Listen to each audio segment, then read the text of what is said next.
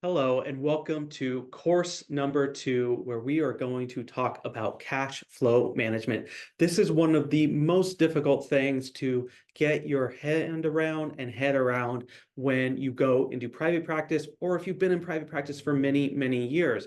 And the reason is simple. It's because when we receive money from the clients, it's revenue. And from that revenue, we have to pay things like taxes. We have to pay things like operating expenses, and we have to also pay ourselves. And what becomes of these payment sort of flows is a lot of unknown. And with that unknown becomes fear, and with that fear becomes analysis paralysis, where either we're afraid to do anything or we just go on automation and just hope for the best that we've paid ourselves the right amount and hope not for a huge tax bill down the line or rising debt in that process as well. And so getting your cash flow management is so, so key. One of the things that I will be giving away in this series of courses is a chart. And in the chart, it shows what an equivalent to a W-2 salary looks like based on your revenues. And the reason being, when you earn money from the revenues, you are taxed in a certain way that a regular W-2 employee is not. And therefore, you have to make more in revenues to cover what a W-2 salary is. So if you say, hey, I make $200,000 in revenues, I should be doing great. Well, what does that look like from a W-2 salary? And if you had that W-2 salary, would you also feel so confident? It doesn't mean that we are discouraged by that information. It just gives us a realistic look of what we need to make as revenues in order to properly prepare equivalently to when we were a W-2 employee, or if we were to go back into W-2 employment. And all of this leads to that cash flow management and the awareness of it and the management of it. And that's what these series of courses are really about. I'm going to go into the curriculum for this series of courses, and so you understand sort of where what you will learn throughout this set of courses, and also what the next steps will be beyond these courses. So before we get started, of course, follow me at that newsletter, thinkingcapfinancial.com/newsletter. YouTube, I'm at Thinking Solo. LinkedIn, my name, at Ryan DeRusso. Share this course. We're building wealth together. We're growing this school community together. Share it. Find other advocates for your practice, your business, your wealth, and help those who are in the school community as well build their wealth and their practice. And together we'll be stronger for it. And then I sound a lot better at 2 times speed, just my minor suggestion. Now, what are the courses that we're going to go through in the course number 2? First week, we're going to go into the importance of cash flow management, why it matters, and what value will we gain from it. Then in week 3, we'll go into paying yourself. So how do we get money from the business to the personal, so we are actually walking away with a profit at the end of the day? Third or fourth week, we'll go into paying yourself first. A popular tool or tactic within the therapy space is profit first.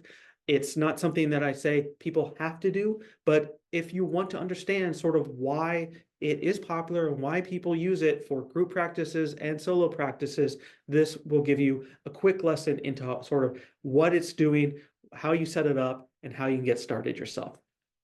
We'll then talk about how to build an emergency fund for both your personal side and your business, because part of cash flow management is protecting from the unexpected, and that includes the emergency funds. And the more security we have in both sides of our body, essentially, then the less debt we face, the less fear we face when client acquisition is slow and fewer clients are coming in, and then the more confident we are to invest in the business. And then finally, in the last week, we're going to go into tactics to manage group cash flow, because the realities of a group cash flow is a little different than the solo practice. They have liabilities. You can't just not pay your employees just because an insurance panel is slow to pay. And so how do we manage that? Well, we're going to discover some tactics in order to properly protect ourselves in that situation. I cannot wait to get started going through this curriculum with you. I hope you gain from it. Let me know how it goes throughout the course, and as you're going through and testing these out yourself. Let me know what works, what doesn't. I cannot wait to hear from you. Let's go. Hello, and welcome to the second course in the cash flow management series of courses within the school community of private practice owners.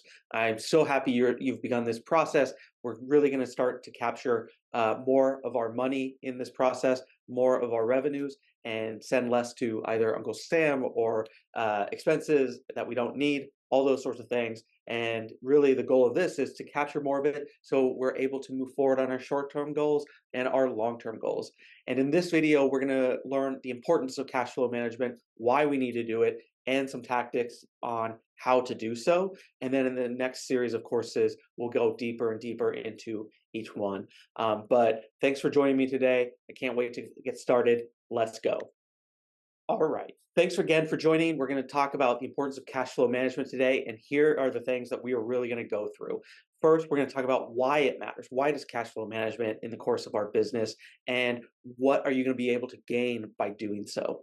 Then we're going to talk about the benefits of proper cash flow management, as well as the downside to not properly managing that cash flow, because both exist. The reality is, if we do it correctly, we can really gain from it. If we do it poorly, we can really it can really impact what we see from our business. So we need to make sure we're doing it correctly, and this is really talking about that process there.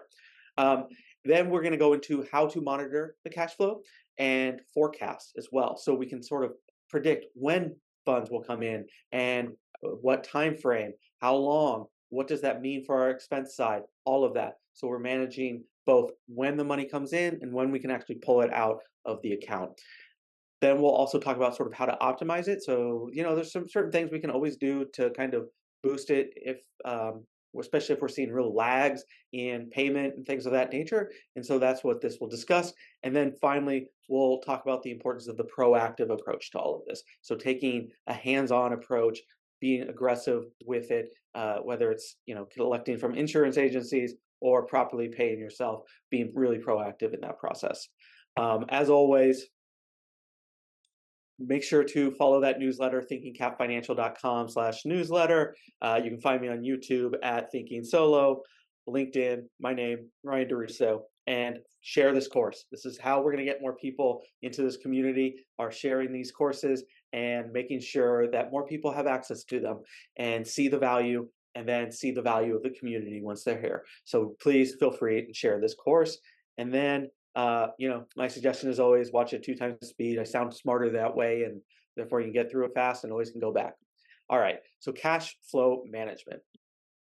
So what are we doing with cash flow management? Really what we're doing is creating stability within an unstable working world. Because we work for ourselves, income goes up, goes down, goes up, goes down. And there's no way we can necessarily get rid of that sort of fluctuation. But one thing we can do is manage our cash flow to ensure we even out how much we're taking from the business and how much the business is paying us on a month to month basis. So we're properly putting that in perspective, knowing that there's going to be, when things are really good, there's going to be some slowdowns. And when things are slow, there's going to be some really good months coming up. And putting that into full perspective will help us manage the ups and downs of just self-employment, which is really what you are as a private practice owner, whether you're in a group practice or not. The other thing is we got to understand is what our salary is. And part of the reason we did the first series of courses on budgeting is because it is so important for us to understand our personal expenses. And the reason that we need to understand those personal expenses is so we know how much to pay ourselves from the business. If we can keep our personal expenses down to a very small amount, let's just say $3,000 a month, well, then you can put $3,000 from the business to you every month, and within the business really build security. And then once you've built that security, start giving yourself raises.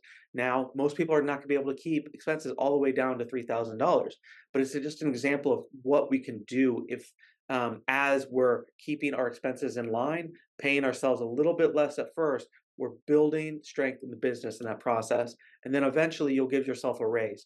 But until you've built that strength, we need to keep that as low as possible without, like, eating ramen every night or something like that. So what happens if you don't do this? So, like in the situation where someone's not managing their expenses and their income, the cash flow management is the same thing. And so if you're not properly managing it, what's going to happen is you're going to overpay yourself in times where you're doing really well and underpay yourself when times are doing really bad. And what's going to happen is that debt's going to start to grow because at some point you're going to be spending more than you're making and the debt's going to increase. And meanwhile, you're not going to be able to catch up because the months won't coincide with when the credit card debt is due and whatnot. So eventually, if you're not properly managing this, you're going to see your debt rise. When you get to tax time, it's going to create huge headaches because you haven't properly accounted for taxes during this whole process. And if you haven't properly allocated for taxes, come tax time, especially in good years, you're going to see a significant hit to your bottom line. And I've talked to many people who had their first good year, but they didn't properly manage the cash flow, and they had very little money going into tax time, and suddenly they owe $25,000, $30,000. Where are they going to find that? They'll probably increase debt in that process.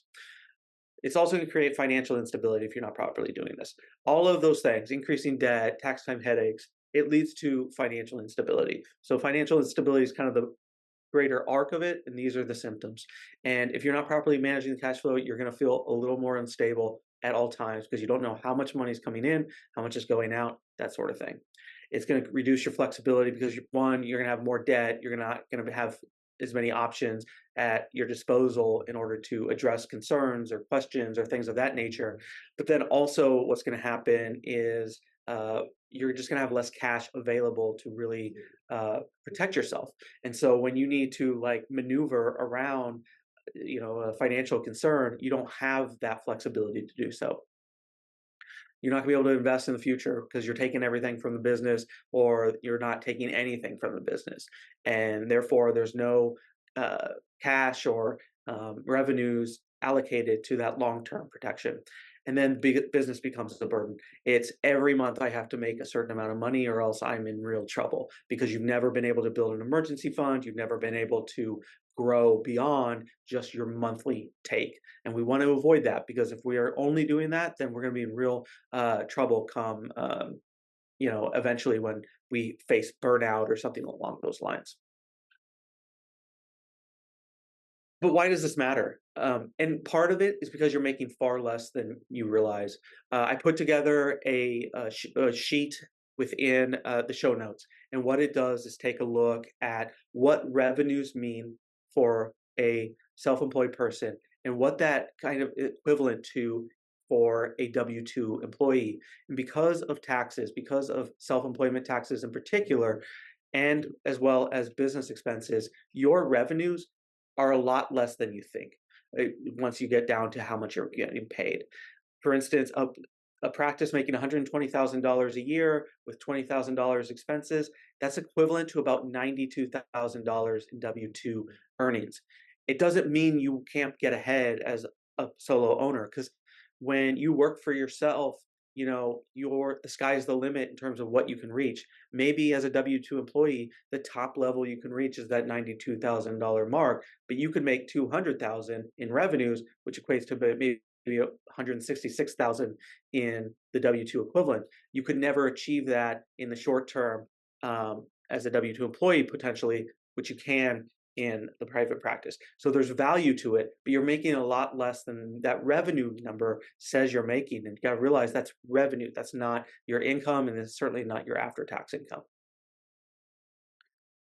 So how do we do this? Well, first, like the first video talks about, we need to track the income and expenses. We need to know what's going out and what's coming in. And if we're not doing that, then we can't run our business because we don't really know what's going on.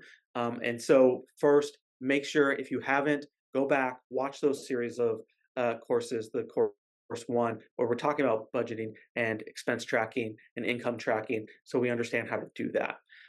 Two, it's time to start forecasting when you will actually receive money. So if you have if you work with insurances or an insurance panel, you know a certain amount of time it typically takes for that insurance money to come in. You also know there's often delays.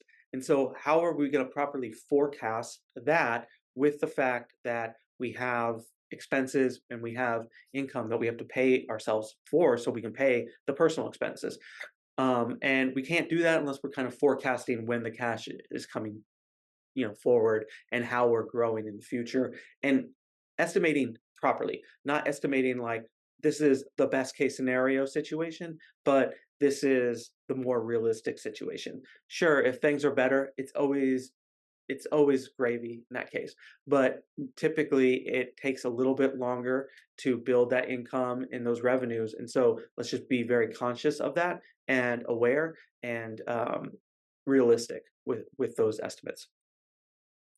The other thing you can do as you're building these cash flow processes is start creating initiatives to ensure more cash flow, whether that is shifting more to private pay clients, whether that's third party income streams or secondary income streams, passive income streams, real estate, whatever we're sort of like interested in, we can start building cash flow initiatives that encourage either more consistent cash flow at regular intervals or larger cash flows at certain intervals.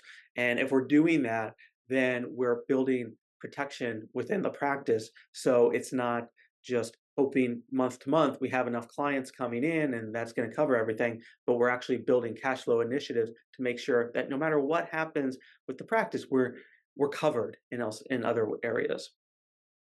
We're also building emergency funds.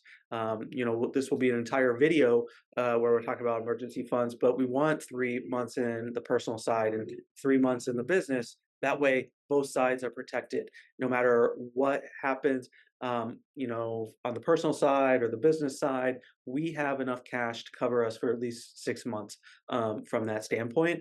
And that will build really long-term protection. And then if you do that within the business, it also allows for things like vacations and time off and things of that nature. So one, we can rest, we can avoid burnout that way and feel like we're actually growing in the business as opposed to just, wading water. The other aspect of a cash flow management is really being proactive. All of these sort of things that I talked about is talking about being proactive in your approach to cash flow management. You need to know how it's coming in, where it's going in, where it's coming from, and when it's going to get into the personal side of things. So like the complete flow of income from client to you. And being more proactive in that approach is going to help you have much clearer understanding of when the money's coming in and protection in case it doesn't come in quite as fast as you expect. One ways that we can help increase the cash flow and ensure more timely um, payments, it's going to depend on what you're comfortable with, what your situation is, and really your client base. But there are some things that you can do, whether it's negotiate better repayment terms.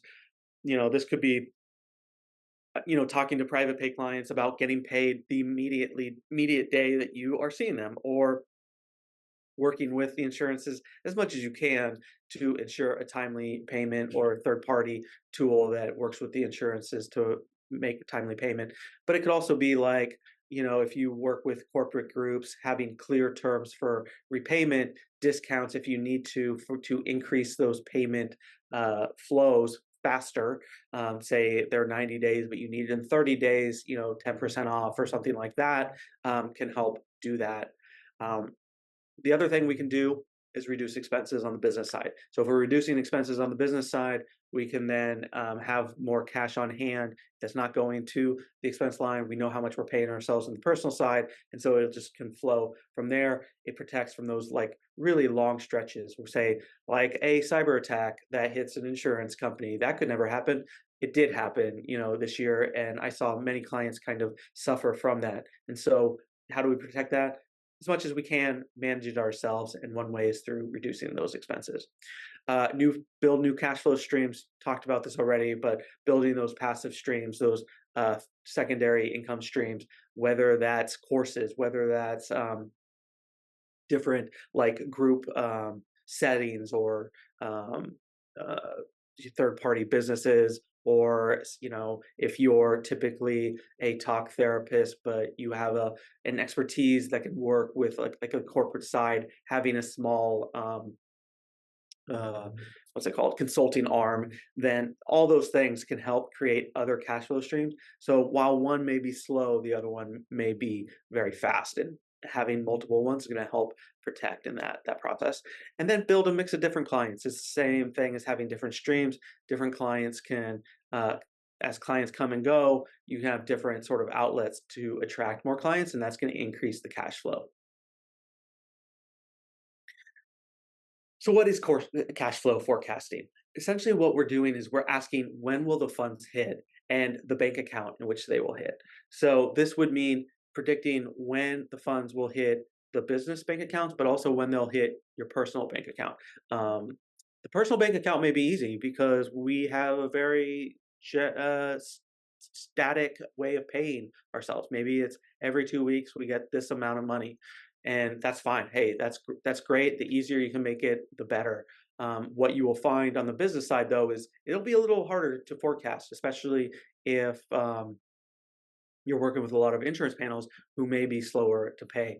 But let's say over the course of the next 3 months or 3 months, you're expecting about 10K in insurance payments each month, or you're expecting 3 months of 5K in private pay clients. So either 15,000, 10,000, or 5,000, depending on your situation.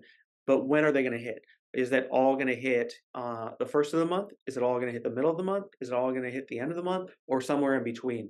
And if it's somewhere in between, kind of track it out. What are you going to be looking at on a per week basis? Is that going to reach the mark that you're expecting? And then once you know that, once you have a plan for that, then you can say, okay, this means I'll have this much left in the bank account to pay myself, this much for taxes, and this much for expenses, and everything is kind of flowing to the right spot.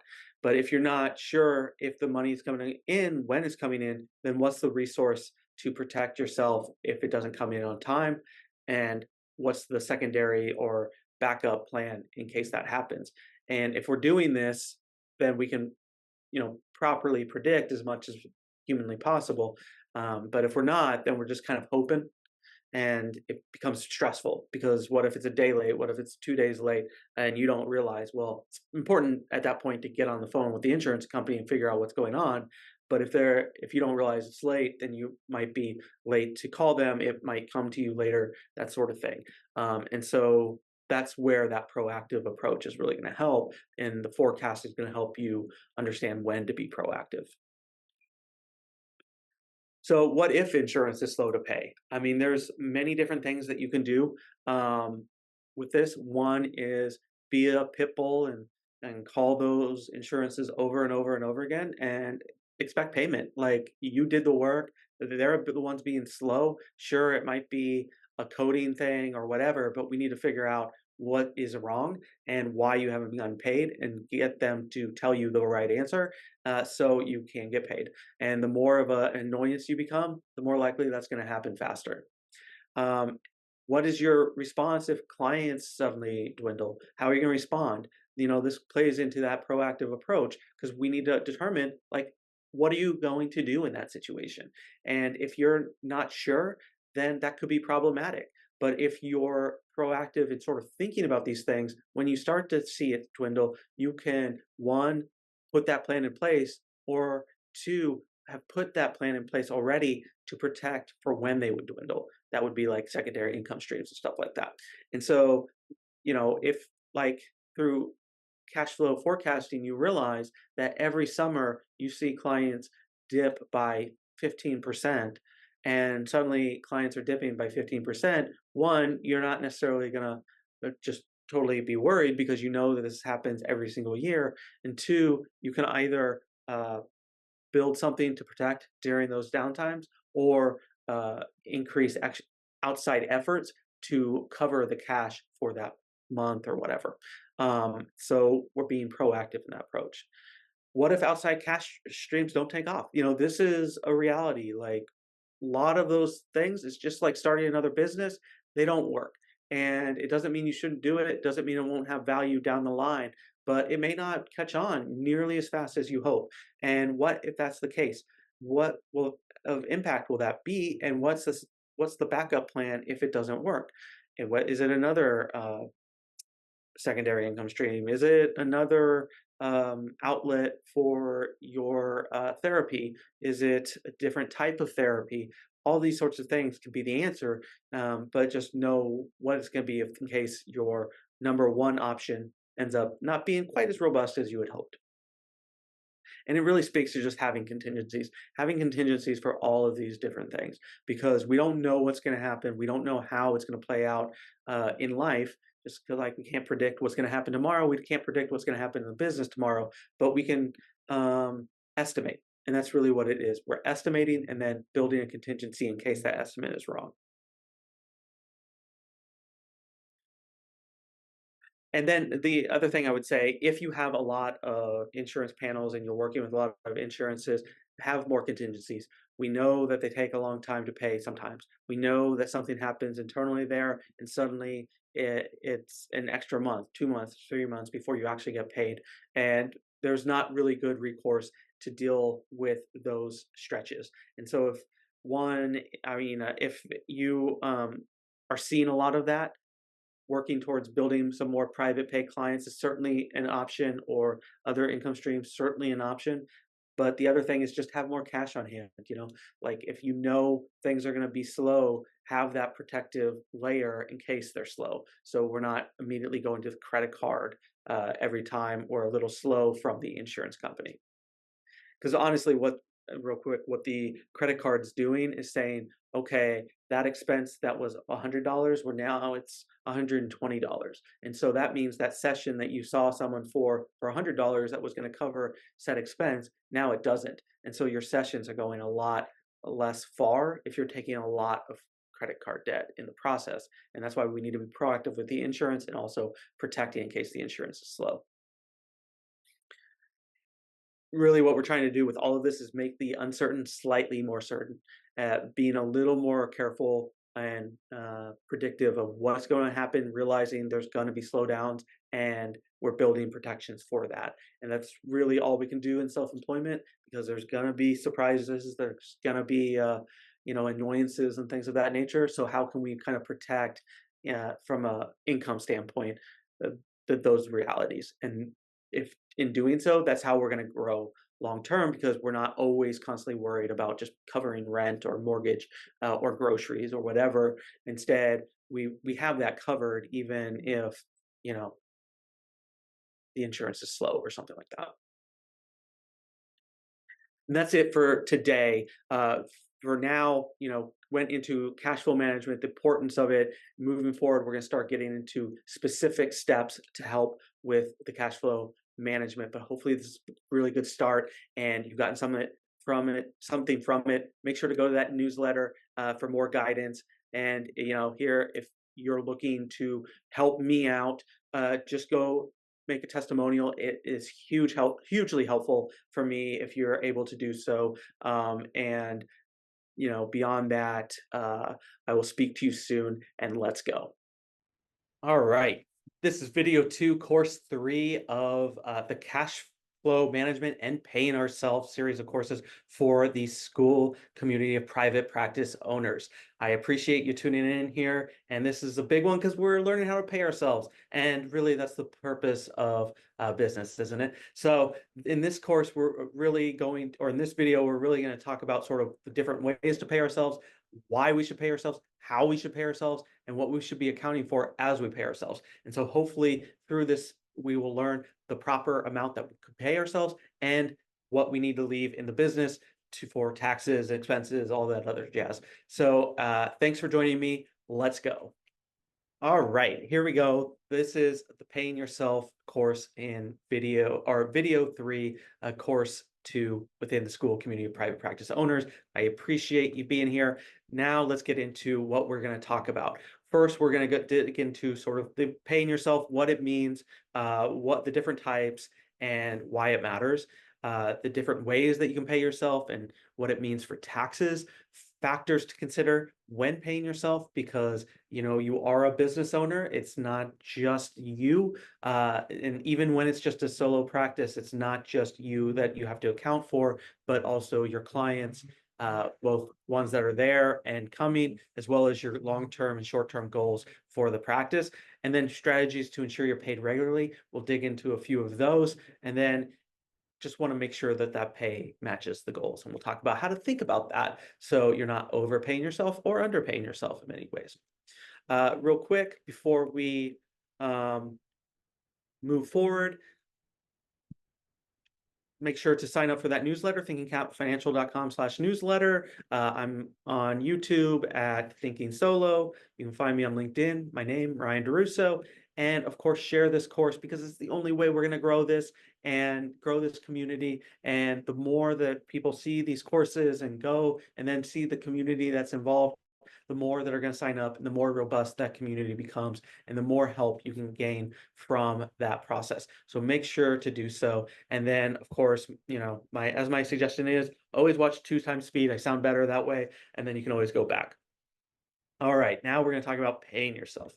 So this is the key to long-term practice success. And why do I say that? Because we're not in a business just to get by. Instead, we want to be building income and wealth for ourselves. Because if we're not, then we're going to really disgruntled in the practice and eventually quit, burn out, because we're not covering our needs, we're not covering our wants, and we're not seeing the growth that we feel we deserve as qualified therapists that are highly educated and really good at their job. And if you're not paying yourself, then you're never going to feel that worth. And it's important to understand the different types and ways you are paid, but it's also important to actually do it. And so let's get into sort of how to do so. So there's many different types of ways that you get paid both in the personal and business. So salary is kind of what you imagine. It's a W-2 employee gets a salary for the work that they involve. As a practice owner, you probably pay yourself a certain amount and you could consider that salary in many ways. And depending on how your business is structured, it will be taxed differently based on that. Owner's draw is an example where you are both the business owner in the practice and also the employee. And so if you have certain business designs, you are the business owner or the employee where you get a salary, and then you're the business owner. And when you're pulling from that side for your investment in the practice, it's called owner's draw. And so it creates two different tax scenarios, and we'll talk a little bit more about that when we talk about S corps, because that's where it becomes very common. Revenues is what your clients give you or what the insurance panels send you for payment for the session. So your gross revenues is everything that they have given you, and then net revenues is sort of minus all the expenses involved. So if you have a session that's $200 a session and they pay you, that's $200 in revenues, but there's expenses, say $40 a session. So now you're only got down to 160. That would be net revenues. And then profits is after taxes and all the expenses have been accounted for. And those are after tax profits that either are kept in the business or given to you on the personal side. And then you need to realize that you need both accounts. You need a business account that is managing those revenues and profits, and you need a personal account that is collecting that salary and or owner's draw. So you are keeping things separate, and one, how much to pay yourself, but also be able to track things correctly as they're going back and forth. So part of the reason I was talking about the salary versus owner's draw is because depending on the way you've structured your business, you're going to be taxed differently. So one, you have an S corp, or you have an LLC, or you could have nothing, which is kind of what a sole proprietorship is, and how your tax is going to be very different, and how you pay yourself is going to be very different. Sole proprietorship and single person LLCs are going to be very similar in that everything you make as revenues is going to eventually be taxed to your personal side. It's called a flow through entity, and they're taxed exactly the same. You are paying a self-employment tax on most of that money, and there's not much you can do to kind of maneuver around that self-employment tax, which is Social Security and Medicare, which I'll talk a little bit more about in a second. And There's really no difference between owner's draw and salary at that point. Now, if you decide you opt into an S corp at some point, what you can do is separate yourself. So now you are part employee and part business owner. As the employee, you can collect a salary, and that salary you have to pay self-employment tax or Social Security and Medicare tax on, which that is 15.3%. And then the amount that you take as an owner's draw is not taxed for Social Security and Medicare. It's taxed as regular income, so you still have to pay taxes on it. It just doesn't receive that Social Security and Medicare tax hit. So you can kind of reduce your overall tax exposure once you've reached a certain size that makes an S corp useful. And we'll talk a little bit more about that in a second. Really, when you're looking at not only how you pay yourself, but like which business structure to use and whatnot, really what you need to do is balance your business needs with your personal needs, because we need a certain amount of money on the personal side, and we need a certain amount of money in the practice to continue to grow and expand and invest in things and whatnot. And knowing what you need for both sides is going to be really important, because we want to create a balance here. We don't want to overpay ourselves here and the business just kind of wilts because we're not able to invest.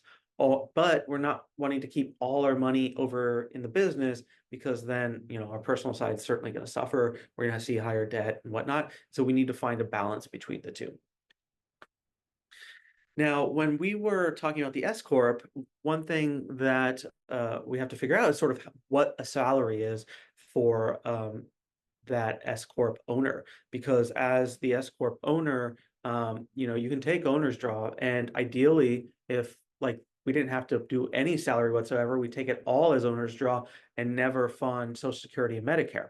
But the IRS won't let you do that. Instead, they say you need to pay yourself what's reasonable, and what's reasonable is going to be very different depending on where you live, how much experience you have, all those sorts of things. So one, this is kind of a conversation between you and your tax professional that you work with, because you need to determine what's reasonable for you in your area. And hopefully that what I'll say is typically I see what's reasonable is around 80,000, 75 to 80,000. So let's say you're making 150 in revenues, and your salary is 75,000, and after expenses and whatnot, you have about $20,000. You can take that $20,000 as owner's draw. The salary, the 75,000, you'd be paying 15.3% taxes on, and the owner's draw you would not. So that's one way to think about it.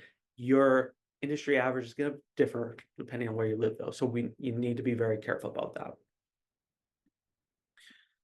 How can you do this effectively? And so you're safe, you're paying yourself regularly, and you're accounting for taxes. Once you've reached the S corp status, using a payroll system can really help a lot.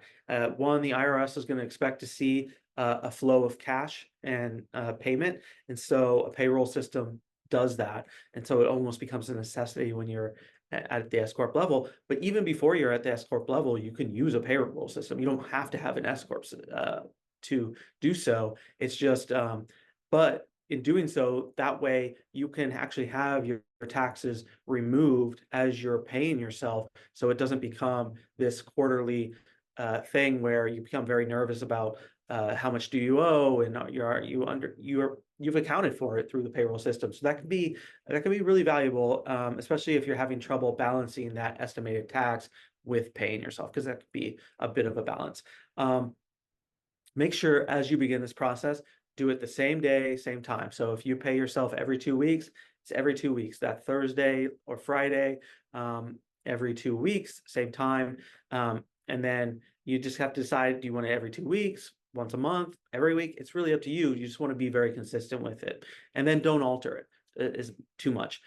When your income increases and you've got your emergency fund in place, and you've got your expenses covered and all that, you can start increasing the owner's draw or the amount that you're paying yourself. So that will come. You just want to get the other things in place before you do. And then that way you're feeling very secure, even in times where maybe business is a little bit slower. Once once you understand what your emergency fund is, what your income is going to be, your salary, then do not increase your income until you've reached that emergency fund. So once the emergency fund is in place, then we can start building up a little bit more like raises within the practice, but we want that emergency fund in place before we begin to do so. And I've talked about this a little bit, but essentially what the 15.3% is, when you work for an employer, you're paying Social Security and Medicare tax, but so is the employer for you. And so in total, between what you're paying as the employee and they're paying as the employer, it's 15.3%, except you're each paying half. When you're self-employed, you have to pay the whole thing. And this is why the S Corp versus LLC matters, because the S Corp can help you reduce some of that exposure. The LLC cannot. But again, you have to have income that is above that certain level that ensures that you're paying yourself a reasonable rate.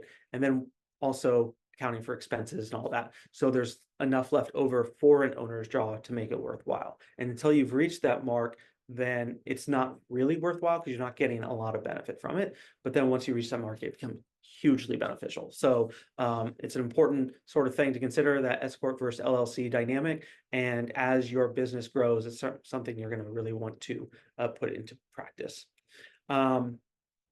With that, within the show notes, I wanted to say there is a tool so you can track your rates and figure out what is a proper rate for you based on how much you want to make in a year. And in doing so, by doing so, you can get a figure of like what you plan to make in a year, and then incorporate what that means for both your business expenses, taxes, as well as what you're paying yourself, and therefore covering those personal expenses.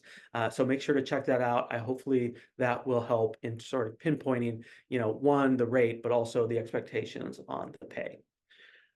Make sure that you join that newsletter, thinkingcapfinancial.com/newsletter. And then if this has been helpful at all, please send a testimonial and let me know how it's helped you, and let others know, because it'll help share the word, one, of the course, but also the community at large. And that's really what we're trying to grow here. So I'll speak to you soon. Let's go.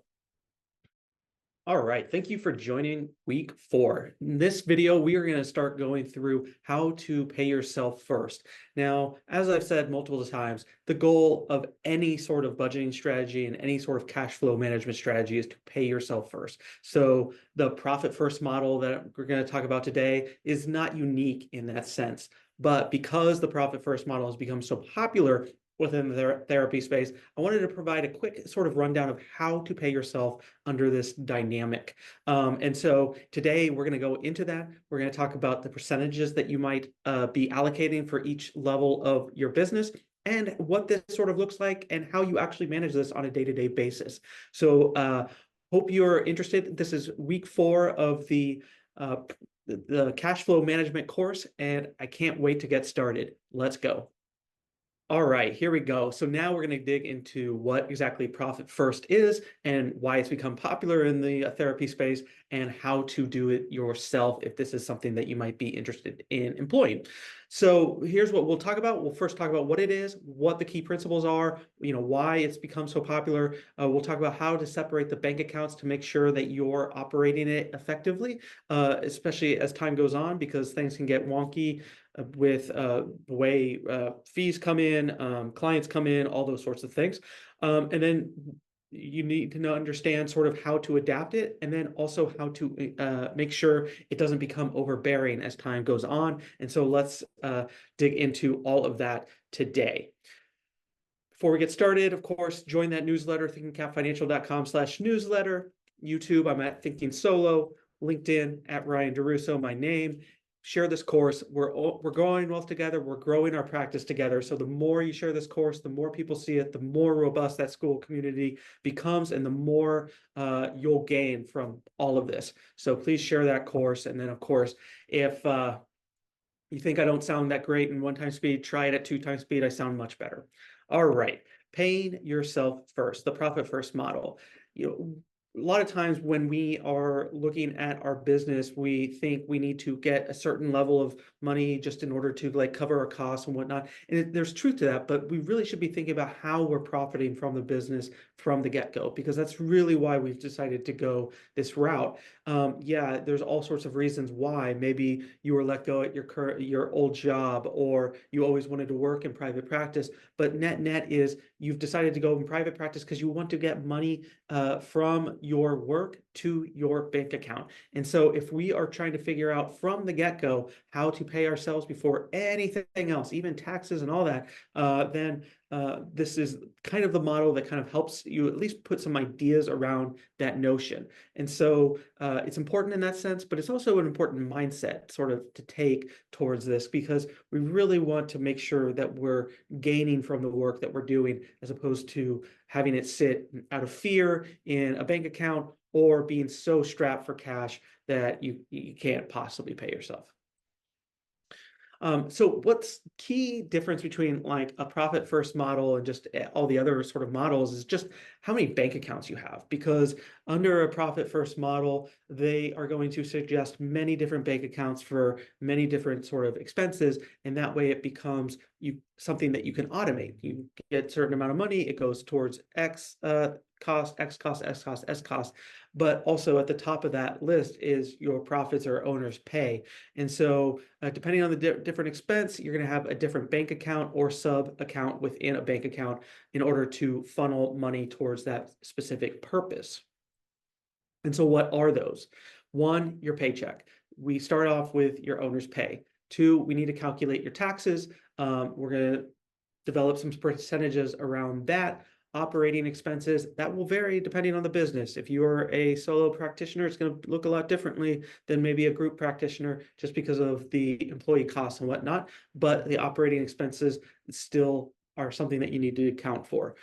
Savings and profits. Profits really at the top of that list as well. And savings is really dependent on sort of who you are and how you sort of allocate it, because savings may come from the business or it may come from the personal account. It just depends on how you are set up.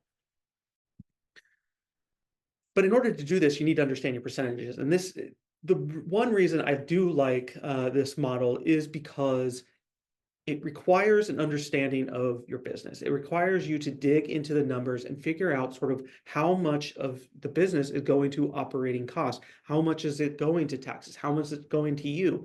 And that way you're being very clear about the operations of the practice as a whole. And in doing so, you can make changes if needed. If you do this math and determine that 50% of your revenues and profits are going to operating costs, that's a problem, and maybe we need to reduce that, because it's going to be very difficult to find profits if you're spending so much more than you're making in the business.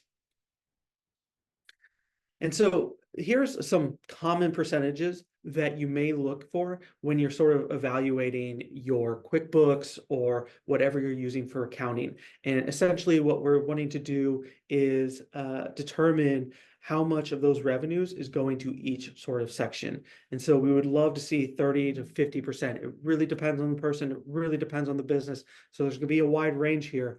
But say you're a breadwinner, you're on your own, you may have to take more from as an owner's draw at the beginning, because you're having to cover your entire family's costs.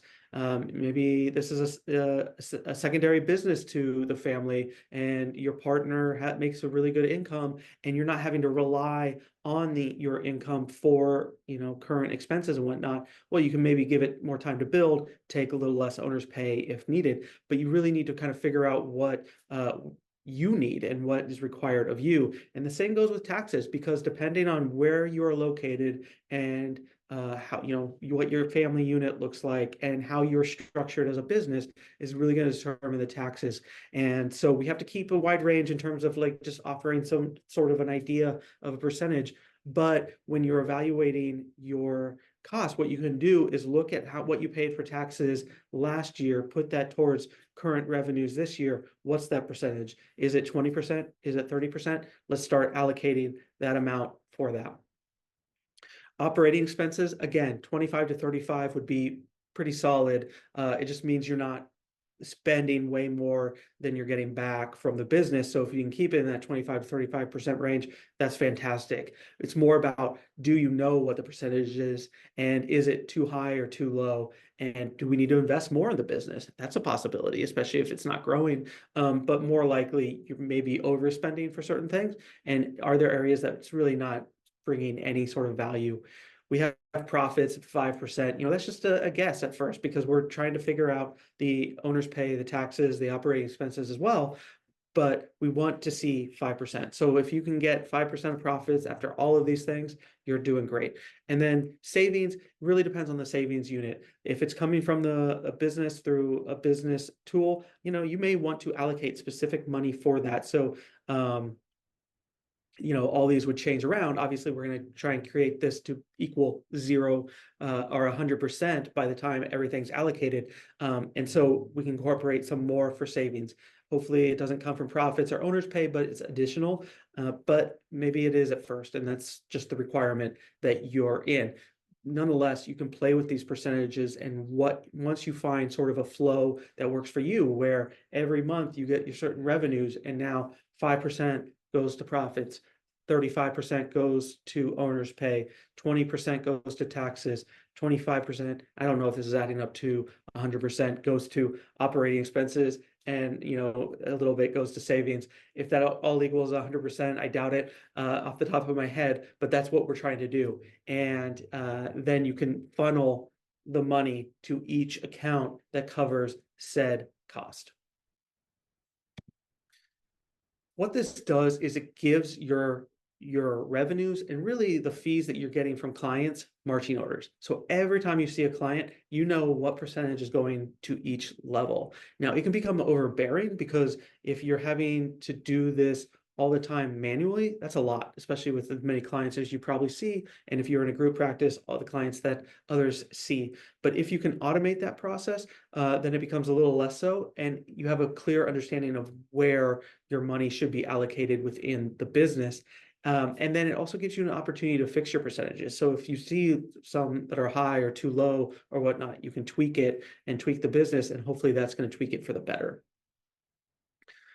Again, automate this as soon as you can. So as soon as you have your percentages that you want to work with, start funneling it into each account and then refine it. So are you finding that operating expenses aren't being covered on a monthly basis? Why is that? Do we need to change the percentages around? Then let's do that.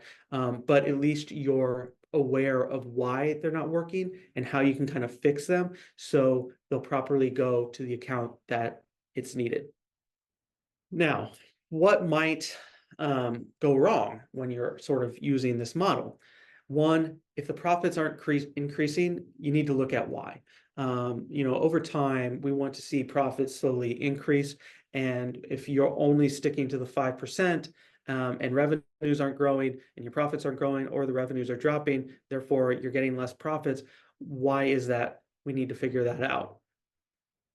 What could happen is maybe you're unable to fund certain accounts to an extent that you actually need. Maybe operating expenses are actually at 30%, but you've been funneling 25%. And that's problematic because now you don't have the coverage in other areas.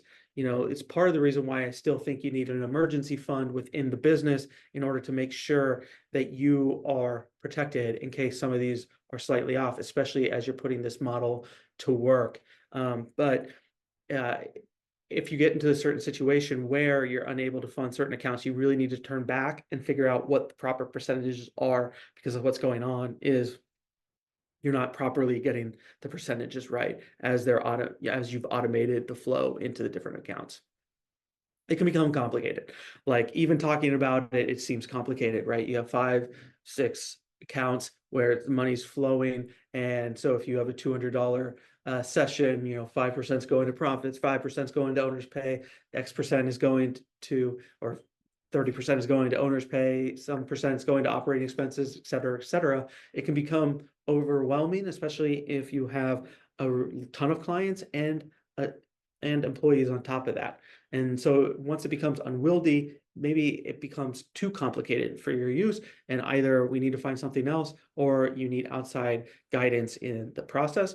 But either way, recognizing that and making sure that it's actually working for you is going to be an important step in this process.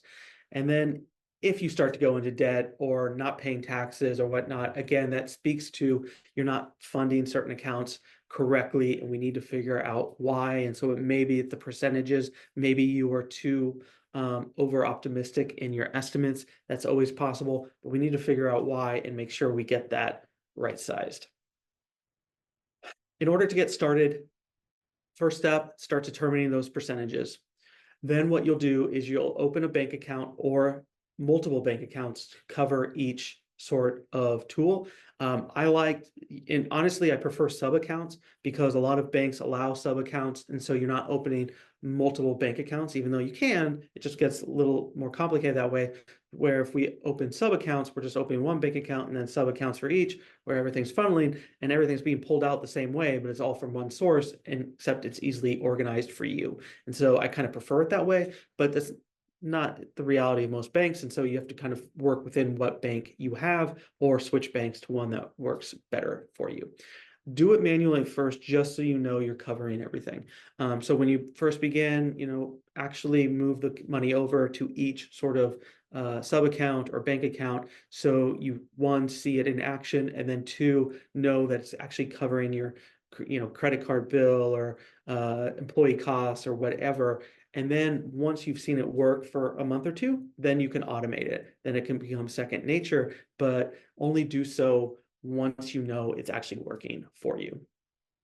And that's really it. So when you get started on this, I'd love to hear your feedback in terms of how it's worked for you. Again, it's not something I always guide people to. It's only an as case needed. I know some people just praise this version. I think there's shortcomings and there's benefits as well. And we just need to figure out what is the right cash flow management system for you.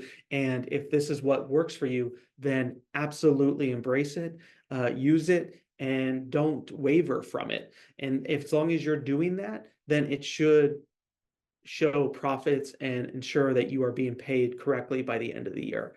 So let me know how it goes as you're incorporating it. Let me know what you liked, what you disliked about it, if you try it out, and if you're going to keep on going. As always, join that newsletter, thinkingcapfinancial.com/newsletter. And then if this has helped you at all, you can go to that link for a testimonial. And in the next video for week 5, we're going to talk about emergency funds. I'll speak to you soon. Let's go.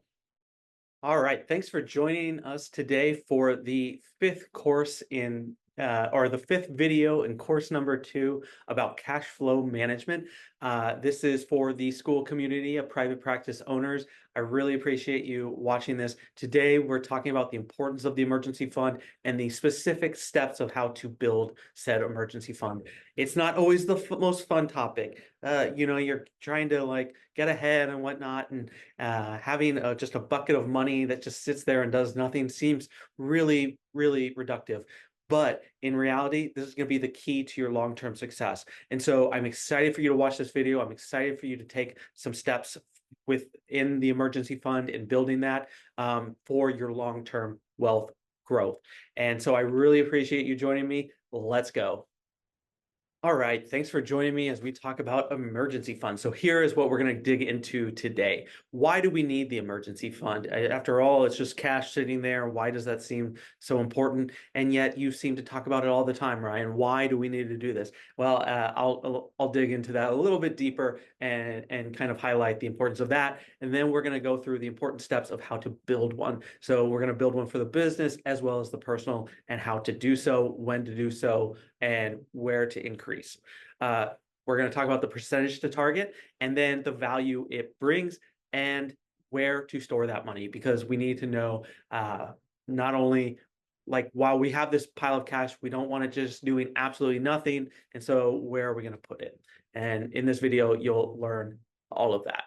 Before we get started, of course, here's the newsletter. Make sure to sign up for additional tips. I'm at YouTube Thinking Solo. You can find me on LinkedIn, my name. Make sure to share this course. We're building this community together. We're building wealth together, and this is a great way to do so. So please share this course to other therapists who could join and gain value from the community. And then, of course, always watch at 2x speed, and then you could always go back because I sound a lot smarter that way. All right, let's talk about building the emergency fund. So why are we building this emergency fund? And it's really because we're creating a safety net. When we work for ourselves, there's very little safety net. And the only safety net that we have is just the fact that we have a number of clients. And if we have a lot more clients, we have a little bit more safety net in case one drops. It's okay. It's not the end of the world. We have other clients. But nonetheless, what happens if you can't work for 3 months? What happens if your child gets sick and you can no longer see all those sessions? You're going to see a dramatic impact on your wealth, and we don't want that impact to have long-term impact. And one way that we can do this is create an emergency fund. And it doesn't just protect us from stuff that like hits us personally, but it could also just be like, what if we need a new roof, or what do we need a new cesspool if you still deal with those, like I do in Long Island. And if you don't have that emergency fund, suddenly you're having to put in a lot on debt, and now we're paying a lot more for the same thing. And we want to avoid that. And so building the emergency fund, both in the personal and the business, has the same purpose. We're protecting against those unavoidable sort of losses of income.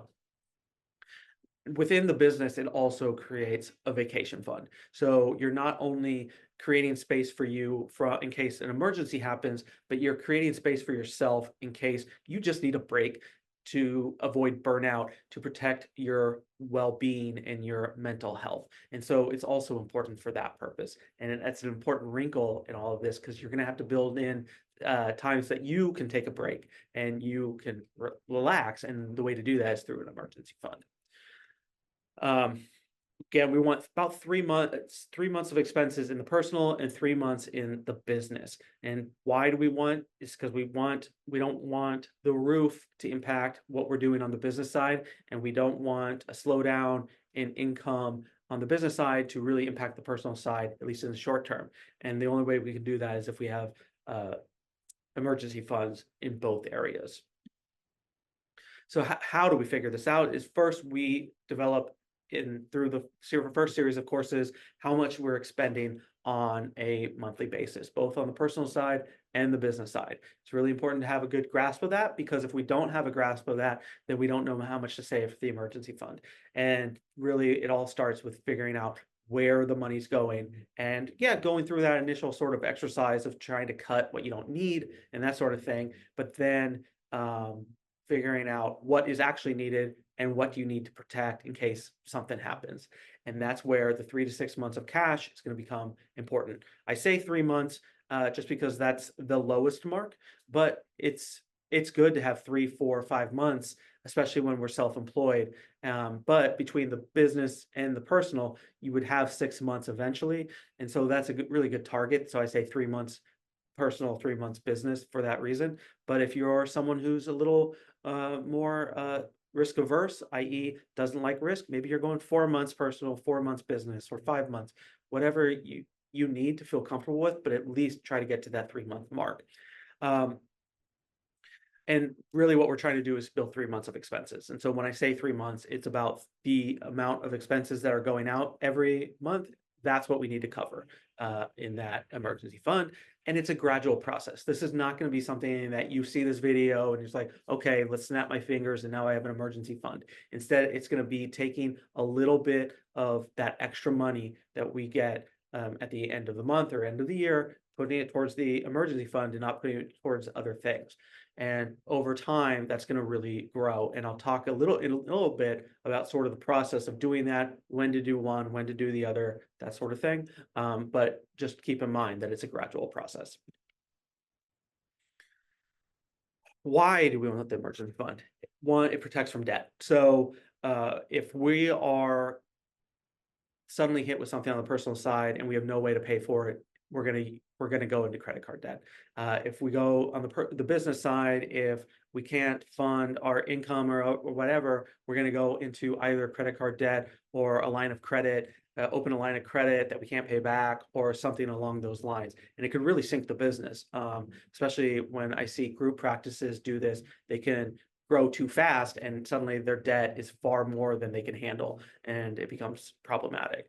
It also protects from either an unexpected tax bill or slow insurance payments. So if on the business side, you're not seeing the insurance company, or the insurance company is giving you the end around of some sort of slow payment, and it's a large payment, how is that going to impact you? Well, in the short term, at least you can lean on the emergency fund to protect you before going to debt. Now, in the therapy space, because of the reliance on insurance, you can only do so much from this protection if you are collecting insurance clients, because the insurance has way too much power in this and way too much control over when you get paid. But at least you're building some protection in that process. And then, the unexpected tax bill, that can come around if we're not keeping a close eye on the tax situation, and the emergency fund can help protect that if that's the reality. The other thing is like protecting from those slow periods. So if you know that you're losing 10% of your business every summer, and you have the emergency fund in place, and you've been paying yourself the proper amount every month, and now you have plenty of money here to continue to pay yourself the right amount for when you're making more on a monthly basis in the business, then you're protected over that course of the summer. And, along with that, you're taking a vacation probably or something like that. And so those two combined, your personal income is never impacted by the slowdown or, the monthly burps of the year that you'll see in the practice. And that's really the purpose. What's the steps to do this? So first things first is understand, one, how much expense you pay in a month, and then let's build an emergency fund for that. And the reason on the personal side, and the reason we do that is because we don't want, as we're paying back debt, to incur more debt. And so we build up at least 1 month's worth of expenses, and then everything extra, we start paying down high yield debt. So this is the credit card debt that you have, or some sort of personal loan that has a very high rate. I wouldn't do this for your mortgage or for student loans, but just for those like really high interest rates, and really get that down. And we'll talk about how to do that in a separate course, but getting that down fast is going to be key, and having that 1 month emergency is going to be important, so we're not growing the debt in the process in case something surprising happens. After we've done that, once we pay down the credit card debt, then we're going to start building up 3 months of personal emergency fund on the personal side. And we want, on the personal side, a little more protection, because that's where we see a lot of more of unexpected things arise, whether it's a health care thing or a house thing or anything, a kid thing, anything like that. And so we want to pay off the credit card debt and then start building through the extra funds that we're not using on a month-to-month basis after we pay ourselves. That's slowly building that emergency fund until you have 3 months. At some point, you're going to incorporate savings into this. I like to do this once you've gotten 3 months on the personal side, and then we evaluate what's going on in the business. What can we pay ourselves to the personal, but what can we also start giving as a 401k savings or something like that, along with balancing the fact that we want to grow the emergency savings. This part is going to be a little bit of a balance, and it's going to depend on you. How important is the savings component? How important is the emergency fund component? And then create a balance there. But you can do both at the same time. It's just we want gradually for the cash amount in the business to grow as well. And if you know why it's growing either slowly or really fast, at least you know why. And then once it's reached that mark, you can start paying yourself more, but you can also save more, because you're no longer having to build that emergency fund. The other thing to think about is open a high yield savings account to store this money, especially on the personal side, but also on the business side, ideally. And that's because you basically just have cash sitting there. And cash, when it sits over the long term, is going to be eaten away by inflation. What costs $1 today is not going to cost $1 tomorrow. And it's going to cost more than $1 tomorrow. And so if you just have cash sitting there, it's going to be worth less. But right now, interest rates are still high, at least when I'm recording this in 2024. And so you can get decent interest rate within a high yield savings account. And so the cash is sitting there. It's pretty much risk free because it's guaranteed by the US government, and it's growing at a 4 to 5% rate, which can be like an extra $1,000 a year, depending on how much you have in there. Let's say you have $30,000 in there, it could be about $1,000 a year or something. And so that could be really valuable. And it's earning money even though you're doing absolutely nothing at that point. And that's really it. Like, building an emergency fund is one of the most basic premises of building wealth. It's not complicated, but it is a gradual process, and it's something that you're going to have to take an initiative on and be aggressive with, so you have that protection long term. Once again, make sure to join that newsletter, get some additional tips and advice. And then if this has been helpful at all, make sure to leave a testimonial there so we can start spreading the word of this community and getting more signups and more chatter and all that, which will only benefit you. But I will speak to you again soon in the last course where we talk about group practices and how they can build protection and pay themselves in the process. But until then, let's go. All right, welcome to course or video number 6 in course 2 for on cash flow management. And this is for the school community of private practice owners. And today I really wanted to take an opportunity to talk about some situations that impact group practice owners, because some of the cash flow management is very different if you are a group practice owner, because of the requirements that are on you and the requirements by law that you have to have certain payments to employees and whatnot. And so it's a little, I would say it works a little bit differently when you have employees underneath you because of those requirements. And that's why I wanted to do this video, talk a little bit about that. Can't answer all the questions within this video, but hopefully get some things to think about as you are paying yourself, as you are seeing cash flow move through the business to the personal, but also ways to be building protection within the business to make sure that you're always able to hit the mark and pay employees correctly. And so that's what we'll talk about in this video. Let's go. All right, let's get started. This is course or video 6 of course 2. We're talking about group practice cash flow. And so first I want to talk a little bit about why it differs for group practice owners. Because of the fact that you have employees, you have legal requirements that a solo practice owner does not have. And so therefore the dynamics between how you get money from the business to the personal will be a little bit different. And so I want to talk a little bit about that. The liability you face as the group owner, you may or may not know this. My guess is you probably know some of it, and hopefully you have a full grasp of the reality as a business owner and employer. Talk a little bit about tools to manage the short-term shortfalls, as well as technology that can be used to collect and send cash along. And then finally, we'll be building a plan to manage it every week, month, etc. And again, this is going to be more general. It's going to be less specific because group practices differ so much. But nonetheless, hopefully, if we can talk about it in a certain way, it'll help guide you as you're looking for solutions. And then hopefully within the show notes, as well as the community, as well as other communities, you'll be able to get the technology tools that you really need to solve this problem. Before we get started, as always, thinkingcapfinancial.com/newsletter. Make sure to sign up.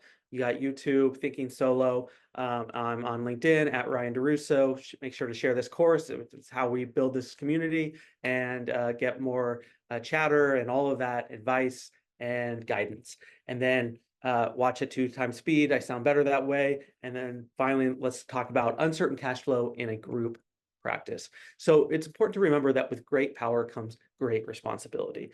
And no, that's not just a quote from a movie, but it's your reality as the group practice owner, because you have power in the sense that you are the employer and you can guide therapy however you would like and best practices for that. But it also means you have liability that you've taken on and responsibility that you cannot avoid just because an insurance panel is slow to pay. It doesn't preclude you from not paying your employees, for example.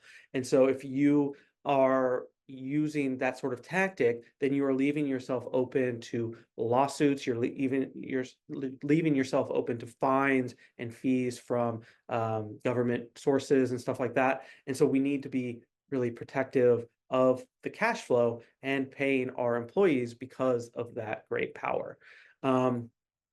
Often what I find in group practice is that they grow too fast. They get one employee and they're seeing some good income from it, and they get another one and another one and another one, and suddenly they have 6, 7 employees, and those employees' times aren't fully filled. Meanwhile, insurances are slow to pay, and now they can't pay their employees. And so we want to make sure when we have a group practice that we are growing methodically and carefully, because every time we're adding a new employee, we're adding a new layer of responsibility. And if you do that too fast, it can be a situation where you've built up too much debt, and the business becomes bankrupt when you go out of business. And we want to avoid that for obvious reasons. It's important to also remember, though, you're not gonna be able to predict everything and as a business owner, as a group practitioner. So the more layers of protection that you build is more protection you're going to have from the uncertainty that is also there. And if you don't build in those protective layers, then what you can't predict will come along and suddenly really leave you at a disadvantage. When I have some clients who have very large group practices, and when the cyber attack hit, I forget the name of the provider this year. It was a large provider for them, and suddenly they could not pay their employees, or they were within weeks of not being able to pay their employees, and that's going to really do damage to the business if that's the case. And it's not their fault. They couldn't possibly predicted that the insurance company was going to have a cyber attack that would prevent them from paying $50, $60, $70,000 out. And yet they were going to be the ones who face the repercussions. And that's not fair. It's not right, but it's the reality. And so we just have to make sure we have protections in place to do that. And the protections in place for a group practice is going to be a little bit different than a solo practice. Yes, we want an emergency fund of some kind in the group practice, but we also have other tools at our disposal that we can use to manage that cash flow. One is creating a line of credit for your business. The line of credit is good for, hey, I need 5,000 here or 10,000 here, and not to cover one specific purpose, but cover issues as they arise. And so we can use that line of credit, pay what we need, and then pay back that line of credit, hopefully pretty quickly, but if not, over time. So it's not, so we have basically a pool of cash that we can tap into if needed beyond the emergency fund. You could always secure a business loan. It's better if you're securing a loan for a specific purpose, but it can be a protective layer within this. There's also small business loans that are available specifically for when you need cash fast. That could be done through a line of credit, but it also could be done as a loan.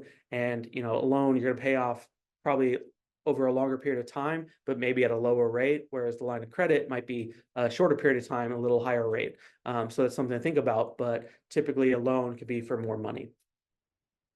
You can use business credit cards. It's good to have the credit cards on hand for certain expenses, not huge expenses, but for smaller expenses. You're not going to get as many like 0% rates that you can get on the personal side. Instead, it's going to be, you can start off as a business credit card and maybe it's 20%, 30%, I don't know. But so it's an expensive way to borrow. But for certain things, you can be putting on the credit card, and let's say you need to cover a month's worth of costs on the credit card, but in the second month, all of that and more is going to come your way. Well, that could be a good way to get over that 1 month hump, since it's going to be hard to get a line of credit that quickly. So that's one way to think about that. But you have to be very careful, because if that money doesn't come in, now you have interest that's growing, or a fund that's growing at 30% interest, and that's very difficult to get out of. And then, of course, cash, and that's the emergency fund within the business. If you can get 3 months, that's wonderful. If you're a large business, that may be very difficult. And so It's again looking at the expenses, and the expenses include your salary, the employees' salaries, and all the other expenses it's required to run the business. And if you can cover at least a month's worth of that, 6 weeks of that, 2 months, whatever is available, it's going to be really important for you. So you're not having to use these other tools to get over a short time span, because the other tools are more expensive ways to manage that. When you're in this situation where you are needing cash and either the insurance panels aren't paying or something's happened on the private pay side or whatever, there are ways that you can reduce your expenses in the short term to make sure you get over that hurdle. One, make sure to talk to vendors in this situation. They may be able to give you a credit for a month or 2 months, knowing that you're going to pay them back once the money comes, because they understand the area that you work in within the therapy world, and you might be a long-term client or something like that. So make sure to talk to vendors in those situations. Encourage fast payments from clients. If they're private pay, make a rule they have to pay that day, or make a rule if they pay within like 3 days, it's like 10% off or whatever. But just make sure there's a way to get cash in quickly from that. You're gonna have little less flexibility on the insurance side. I mean, it's good to have someone whose specific job is to collect money from the insurance if you're large enough, and you would want them to be like a bulldog or a pit bull, in terms of like their efforts to secure those funds. But uh, but there's only so much that you can do. And so maybe it's on the private pay or the group, like sessions pay type of stuff, to encourage more cash flow that you can guarantee quickly. Diversifying the revenue streams is just like in solo practice. If you have a few more revenue streams between expertise, areas of focus, group sessions, courses, um, uh, camps, things of that nature, then you're going to have more revenue streams protecting you. And therefore, there's going to be less, slow down to the point where you can't cover costs type of thing. And that's really the goal of this. And so the more you can do that, the better. It builds a stronger business because now you have a lot more different revenue streams coming in. And then build consistent contracts. As a group practice, you might be able to work with local government to provide care, or work with an education system, or the world's your oyster. You're going to know better than I. But having those contracts in place is going to build a consistent stream of clients, and that consistent stream of clients is going to ensure that you can pay your bills and pay your employees. In terms of how to do it, make sure you're leaning on software. If you're doing this manually through Excel sheets and whatnot, it's going to be such a burdensome task. And so the more you're leaning on software for accounting, invoicing, bill payments, and other things, I'm going to start a list of tech tools that you all can use, from accounting to invoicing, bill, and anything else. And so that list will slowly be building as time goes on. But in the meantime, making sure you're finding good tools that understand how therapy practices work, how they bill clients, how they pay employees, is going to be really important in that process.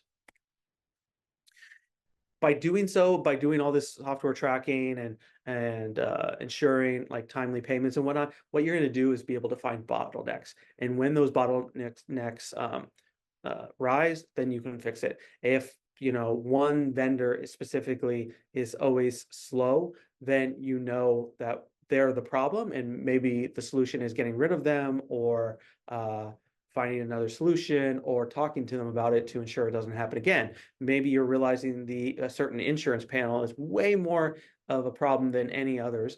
Maybe we're getting rid of that insurance panel, but what's the impact on the bottom line? But at least and you're aware, and then we can figure out a solution to fix it. But if you're not tracking all this, you're never going to know. And it's going to be very difficult to determine on an Excel sheet alone. So looking for those bottlenecks and figuring out sort of how to fix it will be really key in the process. And it's also important to remember that like not all cost savings are going to result in better profits. I had a client who got really frustrated with an insurance provider and got rid of them, and then saw income drop considerably, and this really put the group practice in a detriment. And it turns out like that insurance panel was really bringing in, or that provider was bringing in a significant portion of the income on a monthly basis. And by doing that too early, it really put the business in a bind. And even though it seemingly saved on expenses and headaches, it was a significant impact on the profits. And it's fine to do that if the headache's big enough, but you need to understand the impact on the profits. Because if you don't, then you could leave yourself really open to a bigger headache in the end. And we want to avoid that if possible. This also gets to knowing your percentages like we talked about in paying yourself, profit first sort of model. You need to know what's going to operating expenses. You need to know what's going to your salary. You need to know what's going to employees' salary and stuff like that. And if you don't know it, then that's problematic. But if you know it, then you plan for it each month. So at least you know what you're covering, what you're expecting. And then if you're not seeing that, then you can respond to it in real time, which is going to be key as an entrepreneur like you are. And that's really it for managing cash flow in the group practice. It's such a dynamic part of management and the therapy space that I didn't want to get too specific there. But if you have specific questions that you have regarding managing the group practice, make sure to let me know. You can DM me directly. You can send it as a community a note, but ask, because I guarantee there's other folks in the space that have seen what you're experiencing and can help you in that process. So make sure to do that. Also, make sure to join the newsletter, thinkingcapfinancial.com/newsletter, additional advice. And if this helped at all, make sure to leave a testimonial, because it helps us grow this community and grow just the knowledge base that we're building here. But until next time, let's go.